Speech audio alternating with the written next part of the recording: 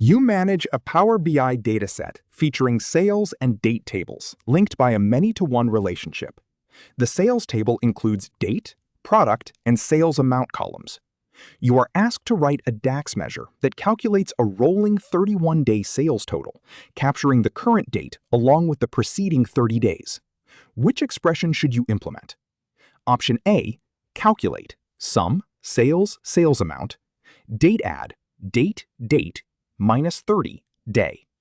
Option B, calculate, sum, sales, sales amount, dates between, date, date, max, date, date, minus 30, max, date, date. Option C, calculate, sum of sales, sales amount, dates MTD of date, date. Option D, calculate, sum of sales, sales amount, distinct count date.mtd of date, date equals 31. When working with time intelligence in DAX, understanding how to construct dynamic date ranges is crucial.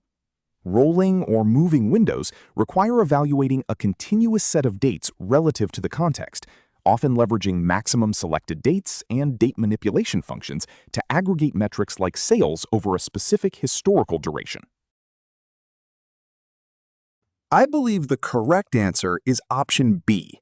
This option is correct because dates between returns a table containing a specific date range, starting from 30 days prior to the maximum selected date up to the maximum selected date itself, effectively creating a rolling 31-day window.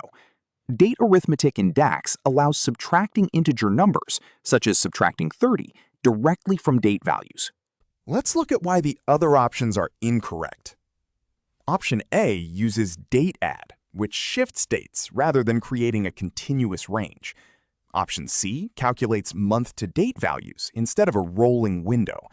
Option D is an invalid Boolean filter condition for this requirement. As an exam tip, always pay close attention to time intelligence functions and whether they return a shifted set of dates or a distinct date range.